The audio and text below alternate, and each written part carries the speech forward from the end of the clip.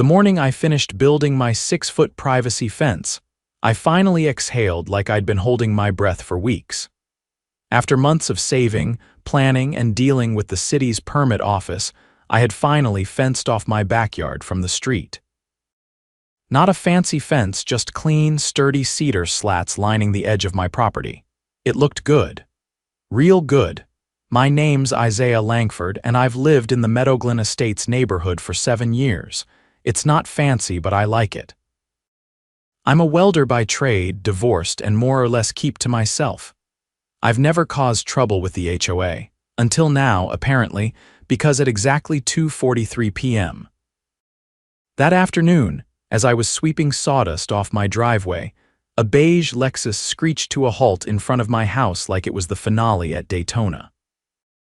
Out stepped Sylvia Darnell, HOA board member, self-declared community aesthetic coordinator, and without a doubt, the most insufferable woman I've ever met. She strutted up my driveway like she owned it. "Isaiah," she barked, eyes bugging behind oversized sunglasses.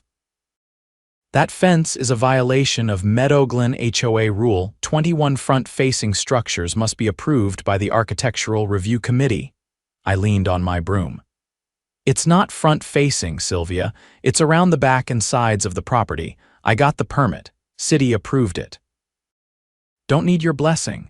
She practically glowed with outrage. "You didn't submit an exterior modification request to the board." "Because I didn't have to. It's behind the build line. City code overrides HOA preferences." Sylvia's face twitched like she'd just swallowed a lemon whole. She whipped out her phone, dialed, and loudly told the person on the other end, "Yes, I'd like to report a code violation and a possible trespass issue. He's building an unauthorized structure." I walked back to the garage. "Good luck with that," I said over my shoulder. 15 minutes later, 2 police cruisers pulled up in front of my house. No sirens. Just the flashing lights and the satisfying sound of Sylvia turning all the way up to 10 as she greeted the officers like they were her personal security detail. "There," she shrieked, pointing like she was trying to solve a murder. "That man is violating HOA guidelines and possibly city zoning codes." The officers, one older guy and a younger woman, looked at me, then at the fence, then at the red folder I handed them with the city permit, property line survey, and photos from before construction. The younger cop flipped through it. "This is all in order, permits valid, no encroachment, you're good," Sylvia gasped. "But he didn't get our approval," the older officer raised an eyebrow. "Ma'am, this is not a police matter. HOA disputes are civil. If you believe he violated your HOA's rules, you'll need to handle that through your association." "I am the association," she snapped. The officer gave her a look like he'd heard that kind of nonsense before. "Well then, ma'am, you can file a complaint like anyone else." They left. Sylvia didn't. She stood there, arms crossed, glaring at my fence like she was trying to burn it down with her eyeballs. I went inside, cracked a beer, and watched her through the blinds as she pulled out her phone again. I didn't need to hear it to know what she was doing, rallying the rest of the HOA board to make my life miserable, and it worked. The next morning, I got a letter taped to my front door. A violation notice from the Meadowglen HOA, signed by Sylvia herself, citing unauthorized construction, non-conforming materials, and failure to obtain ARC approval. She'd even added a handwritten note at the bottom. "Failure to remove the fence within 7 days will result in escalating fines and possible legal action." I laughed out loud. Because what Sylvia didn't know was that I'd already started documenting everything. Every interaction, every message, every step of the process. I had a plan. She wanted a war. She had no idea who she was messing with. HOA story, hoastories, homeowner association stories. On the 4th day after the violation notice, I received a certified letter. Not from the HOA, this one came from a law firm downtown. The envelope was thick, the kind that made you clench your jaw before opening it. Inside was a cease and desist order drafted by a firm calling itself Baker, Langston & Rowe. It demanded removal of my non-compliant barrier within 72 hours or face a civil injunction. Attached was an invoice for administrative costs totaling $980. I read it twice just to be sure I wasn't hallucinating. The letter cited HOA bylaw sections that, according to the actual Meadowglen governing documents I'd printed months ago, didn't even exist. I triple-checked. Nothing matched. They had fabricated rule numbers and inserted fake language about architectural flow integrity and community-facing symmetry standards. I'd never seen the terms in any of the original documents I'd reviewed before building the fence. That's when things stopped being petty. I knew intimidation when I saw it. This wasn't about aesthetics, and it certainly wasn't about rules. It was about control. Sylvia and her cronies had decided I was an easy target. They didn't expect me to read the fine print. I drove straight to the county clerk's office and pulled the original HOA filing from when the neighborhood was incorporated in the late 90s. Sure enough, the governing covenants hadn't been amended since 2008. No mention of any barrier-facing symmetry or whatever term they'd conjured up. I took copies, got them notarized, then drove to city zoning and pulled my signed boundary survey. That night, I started assembling a case file. I labeled a binder with tabs, permits, correspondence, photos, legal threats, governing documents. I included screenshots from the HOA's website before they had a chance to start hiding things. The next day, I went to the address listed on the cease and desist letter. Baker, Langston & Rowe was a second-floor office above a vape shop and a nail salon. The glass door had one name on it, Langston Mediation Services. No Baker, no Rowe. The receptionist looked confused when I asked about the law firm. "We don't practice law here," she said. "We offer small claims mediation." I held up the letter. "So this isn't a licensed law office," she checked with someone in the back. A man came out, late 40s, thinning hair, khakis too tight around the waist. He introduced himself as Dean Langston, conflict resolution specialist. I handed him the letter. "You sent this," he looked at it, blinked. "Well, yes, but only at the request of the Meadowglen HOA. We offer legal sounding services, not actual representation. It's a deterrent. So it's a bluff." He shifted on his feet. "We prefer to think of it as persuasive language. Do you have a license to practice law in this state?" His eyes narrowed. "No, but we never claimed. You used the words injunction and civil liability. That's legal terminology. You're impersonating a law office." He crossed his arms. "I think we're done here." I left, but not before snapping a photo of the business license certificate hanging behind his desk. It said Langston Mediation LLC. I emailed it to the State Bar Association that afternoon. The next morning, I installed a floodlight-equipped motion camera on the back fence post. The very next night, just after midnight, it caught a woman in a floral robe and slippers standing next to my fence with a tape measure. She was scribbling something on a clipboard and muttering to herself. She didn't see the camera, but I saw her. Sylvia. I submitted the footage to the local precinct's Property Crimes Division. I also sent it to the city zoning department with a formal complaint for trespassing and possible harassment by a representative of a corporate entity. 2 days later, I got a call from Detective Lomas, a soft-spoken woman with a no-nonsense tone. She asked if I could come down and provide a written statement and the footage for an open investigation. Apparently, I wasn't the only resident who'd reported strange nighttime visits from HOA members. One neighbor had found her garden gate unlatched 4 mornings in a row. Another swore her security light wires had been snipped. I gave Detective Lomas everything I had, down to the letterhead from Langston's fake law office. "What do you think this is about?" I asked. She leaned back in her chair. "Someone on your board's pushing boundaries. This isn't about zoning anymore. It's intimidation. Possibly wire fraud if false legal threats were mailed."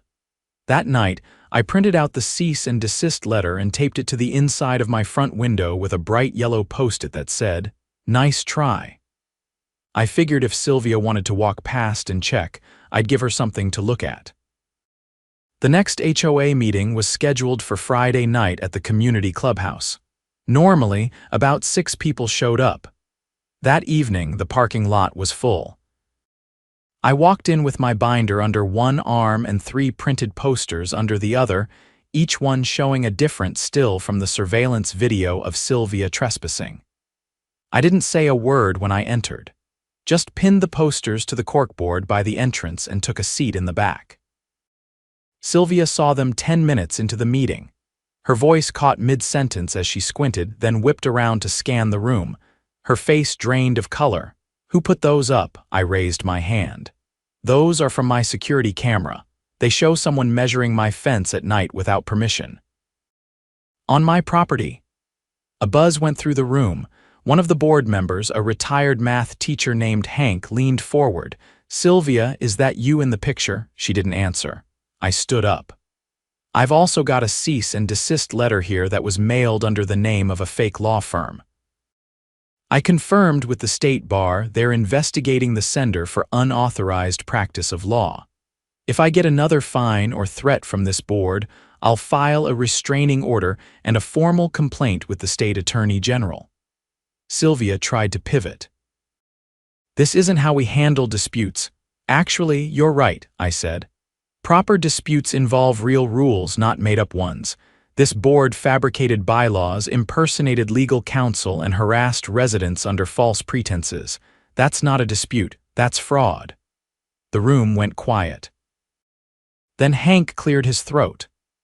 "I move that we table any further enforcement action regarding Isaiah's fence until legal counsel clarifies the HOA's authority and real architectural guidelines." Another member seconded it immediately. Sylvia stood frozen, lips parted, trying to summon a retort. Nothing came. I walked out before the vote. I didn't need to hear it. Back at home, I opened a fresh folder in my binder. Criminal Investigation HOA Misconduct. I labeled it with the date and added a copy of my police statement, plus the printed email confirmation from the state bar. I wasn't just fighting for my fence anymore. I was cleaning house. By Monday morning, a new sign had appeared at the neighborhood clubhouse bulletin board. It was printed on glossy cardstock and taped dead center, like it was meant to be seen from space. Emergency HOA meeting board restructure vote Wednesday at 6:30 p.m. No warm greetings, no friendly font, just a terse announcement stapled over the faded flyer for last month's community barbecue. The timing wasn't subtle.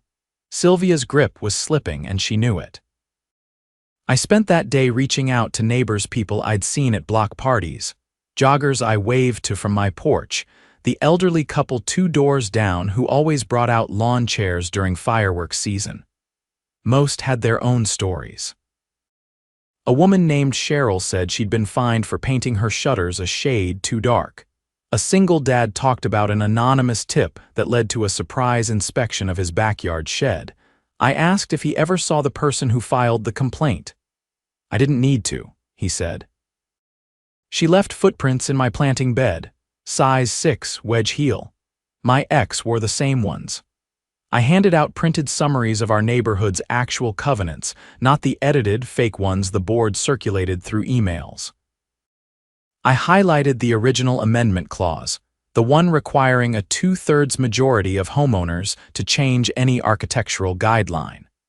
Most looked at the paper like it was the first time they'd seen the HOA rules in daylight. By the time Wednesday evening rolled around, the clubhouse was standing room only. Folding chairs had been dragged in from the storage closet, and still people leaned on walls or stood near the back. The mood was different this time, not tense, but focused. No small talk. No baked goods on the refreshment table. Just residents ready. Sylvia wasn't late. She walked in exactly on time, flanked by 2 board members who looked less like allies and more like hostages. Her outfit was stiff, a blazer that hadn't moved with her body in years, and she carried a clipboard like a weapon. "Let's come to order," she said, scanning the room. As announced, tonight's meeting is about clarifying board authority, especially in light of recent misunderstandings. I raised my hand. She ignored it, The board will open with remarks before we take questions. I didn't lower my hand, I waited, so did 30 other people. She hesitated, then nodded like it was her idea. Isaiah, she said, voice flat. I move to suspend current board authority pending a community vote, I said. Per Clause 8 of the bylaws, which allows for immediate restructure if 3/5 of residents are present and approve a motion. Sylvia's pen stalled mid-note. That clause is outdated. It was superseded by a 2015 amendment. A woman near the front stood. I checked the recorder's office this morning. There's no such filing.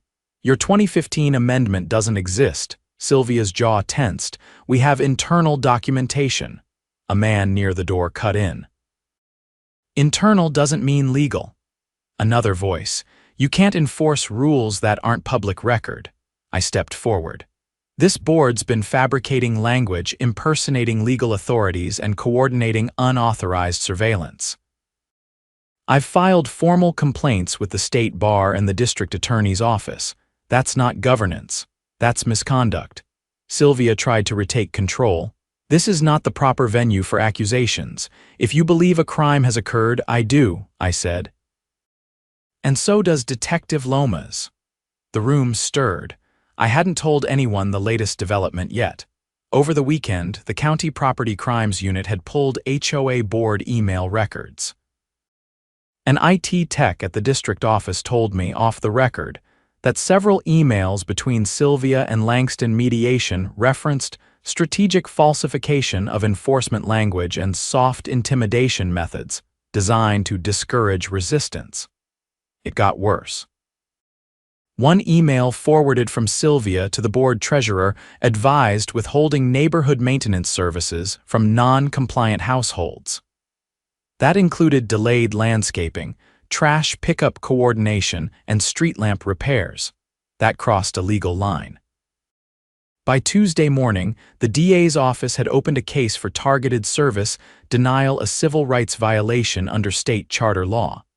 Property owners were being punished for non-alignment with board preferences. It was coercion by neglect. I have copies of those emails, I said aloud. And I've sent them to every homeowner in this room. Phones buzzed. A few people pulled theirs out and opened their inboxes. I'd blind copied the neighborhood list that morning. The subject line read, "The truth about your HOA." Sylvia's face went rigid. Her voice dropped an octave. You've accessed restricted communication. That's a breach of privacy. I subpoenaed nothing, I said. The records were acquired by law enforcement. They're part of an active investigation. The room fell into a hush so complete I could hear someone's watch ticking. Then a man in a flannel shirt near the snacks table said, "I vote we remove the current board and hold new elections." A woman by the window called, seconded. Sylvia stepped forward, shoulders squared as if she could will the moment to collapse. "You don't understand what's at stake," she said. "This neighborhood requires oversight, structure. Without it, we'll lose cohesion. Property values will suffer. You'll regret this." A teenager in the back scoffed. "We already regret you." Chuckles rippled through the room. Votes were taken by hand raise. We passed the motion in under 5 minutes. Sylvia stood silent as it happened, her clipboard drooping at her side. She didn't object, didn't interrupt. Maybe she finally understood just how far she'd pushed. After the vote, I walked up to the front and placed a sealed envelope on the folding table. "That's for you," I said. She didn't touch it. "It's a formal notice of intent to pursue civil damages for harassment, false legal threats, and defamation. I've retained counsel. You'll be contacted by my attorney." Her mouth opened, but no words came. I turned and left the clubhouse. Outside, the air felt different, lighter. As I walked back to my truck, I passed 3 neighbors sweeping their sidewalks. One gave me a thumbs up. Another just nodded like we'd shared something important, unspoken. Back at home, I took the binder off my kitchen table and slid it into a drawer. The fence still stood unpainted, simple and solid. It wasn't just lumber and nails anymore. It was a line. One I had drawn. And one no one would cross again. The day after the emergency vote that removed the entire HOA board, including Sylvia, I was back in my backyard, rehanging the solar lanterns that had blown down in the storm the night before. The air felt easier, like the neighborhood had exhaled something toxic. You could hear lawnmowers again, kids laughing, wind chimes finally ringing without someone filing a noise complaint. But things weren't settled. Not yet. What Sylvia and her board had done went far beyond overreach. The harassment, the fabricated rulebook, the fake legal threats, that was one thing. But what I found next knocked the floor out from under everything. It started when I got a call from Hank, the retired math teacher who had served on the board before Sylvia staged her little coup 3 years ago. He'd stayed quiet most of the time, but now he was ready to talk. "I found something," he said. "It's about the HOA's financials. You need to see it." I met him at his house that afternoon. He led me to his office where he had binders stacked like a librarian preparing for war. He pulled out a folder marked 2021-2023 budget reports and laid it flat on the desk. "Notice anything off?" he asked. I flipped through the line items. Landscaping services, pool maintenance, insurance premiums. All standard stuff until I saw the vendor names. One in particular, Darnell Property Solutions. It showed up in recurring payments, monthly ones listed as grounds upkeep and administrative maintenance. I looked up. She was paying herself, he nodded, or someone in her family. That LLC was registered last year. I found the articles of incorporation online. The registered agent is her niece. He handed me a printout from the Secretary of State's business registry, clear as daylight. Registered agent, Monique Darnell, mailing address, Sylvia's. Over $30,000 in payments, Hank said. And that's just what I could find here. No audits were done. She shut them down for cost efficiency last year. "It's embezzlement," I said, "and possibly tax fraud," he added. "I've already contacted an accountant I trust. He said it looks like they funneled HOA dues through shell vendors." That's criminal. There was no question what had to happen next. I gathered every piece of evidence. We had vendor invoices, bank statements, the fraudulent cease and desist letter, copies of the real bylaws, and the surveillance footage. I made 3 sets. One went to the district attorney's office, one to the state's Department of Housing Oversight, and one directly to the local IRS field office. I also filed a report with the county's Financial Crimes Division. 3 days later, Detective Lomas contacted me again. Her tone was different this time, measured, but carrying an edge of urgency. "We've expanded the investigation," she said. "There are now 3 other residents who have come forward with documents, including a whistleblower from the landscaping company who said they were paid to invoice but not perform." "You mean fake work orders?" I asked. "Exactly," she said. "They were instructed to submit monthly bills for lawn treatments nobody received. In exchange, they were allowed to dump yard waste on HOA land without disposal fees. Who authorized it? The checks were signed by Sylvia Darnell. We have copies." That same week, a plain white van with government plates parked outside the old HOA office. 2 agents in dark shirts carried out boxes, file folders, hard drives, even the old desktop computer Sylvia had used to send all those threatening emails. I watched from across the street with another neighbor, Miguel, who ran a small construction business. He let out a low whistle. "Man. When this hits court, she's cooked." "She's going to fight it," I said. "She's already lost." The fallout came fast. First, Sylvia was arrested. The sheriff's office issued a statement confirming she was being charged with wire fraud, criminal misappropriation of funds, and impersonating legal authority. Her bail was set high, well into 5 figures. Her mugshot made local news, and for once, she wasn't wearing designer sunglasses or a forced grin. Just a blank stare and a number pinned to her orange jumpsuit. Then came the civil suits. 5 residents, including me, filed together joint plaintiffs. Our attorney, a sharp former prosecutor named Dana Reeves, laid out the damages in meticulous detail. Mental distress, reputational harm, and financial losses from fabricated fines and withheld services. But the twist came during discovery. Dana called me into her office one afternoon with a thick manila envelope already open on her desk. Inside were internal emails obtained through subpoena ones Sylvia had never expected anyone to see. "Take a look at this," Dana said, sliding over a printed thread. It was correspondence between Sylvia and a man listed as C. Rowe, the supposed partner from that fake law firm. Except we now knew he was an unlicensed notary-turned-document prepper who'd worked with Sylvia under the table. In one email, Sylvia wrote, "If we push fines hard enough, we can leverage foreclosures. Start with Langford, he's isolated."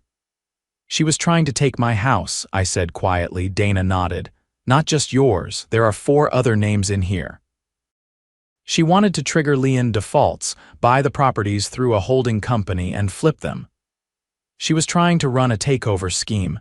Exactly. The court date came 6 weeks later. The hearing room was packed neighbors, reporters, even a few folks from other neighborhoods who'd heard the story. Sylvia's attorney tried to argue that she was operating within perceived authority and that all actions taken were in pursuit of community welfare. Dana stood and methodically dismantled that nonsense. "She impersonated legal professionals," Dana said, voice calm but direct. "She manufactured enforcement letters. She funneled over $30,000 to entities under her control and attempted to orchestrate property takeovers under the guise of HOA enforcement. That's not community stewardship. That's premeditated fraud." The judge didn't even take a recess. He ruled in our favor on every count. Sylvia was ordered to pay restitution, barred from holding any HOA or corporate office for 10 years, and referred for state-level prosecution on additional charges tied to the attempted property seizures. As for the fake law office, Langston was fined, stripped of his notary license, and permanently banned from providing any document services in the state. Back in Meadowglen, we held a neighborhood celebration, not a block party, but a simple gathering in the park.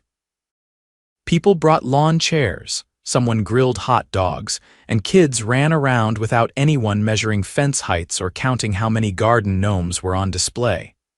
A new board was elected, transparent, community-oriented, and fully accountable. Hank agreed to serve as interim treasurer until a permanent replacement could be found. The first motion they passed, repealing the entire list of fines issued over the past 2 years, and refunding any payments made under Sylvia's tenure. Late that evening, I sat on my back porch with Miguel, watching the fireflies blink across the yard. "You ever think it'd go this far?" he asked. "No," I said. "I just wanted to build a fence," he laughed. "Ended up tearing a whole system down."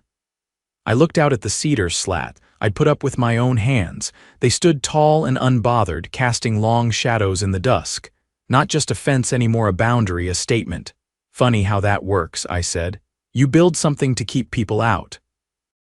Turns out it lets the right ones in." And for the first time in a long time, the neighborhood finally felt like home.